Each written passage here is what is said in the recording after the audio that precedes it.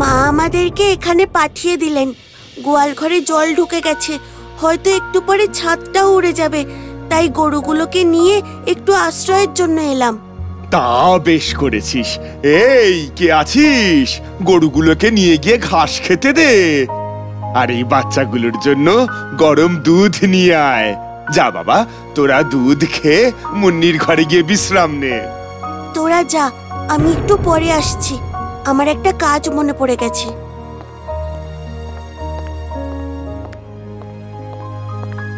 হে প্রভু, এই বিপদ থেকে উদ্ধার করো আমাদের সবাইকে।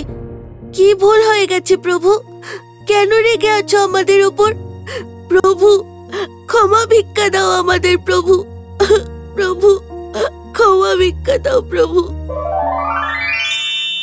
কৃষ, চোখ মোছো কৃষ। প্রভু, তুমি এসেছো, আমাদের ক্ষমা করে দাও প্রভু। এবার এই ধ্বংসলীলা বন্ধ করো, গ্রাম পুরো তছনছ হয়ে গেছে যে। আমি তো রেগে নেই কৃষ, এর পিছনে আছে কালো ঘুটঘুটিয়ার হাত।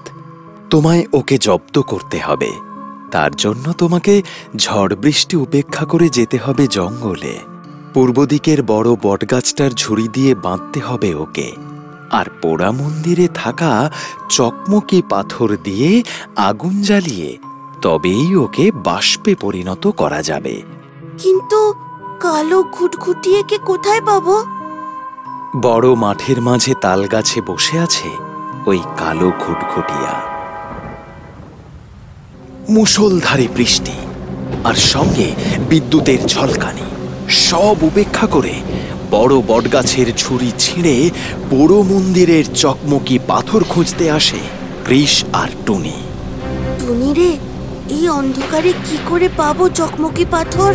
কৃষ দেখো, ওই ভাঙা কলসির পাশে আছে পাথর।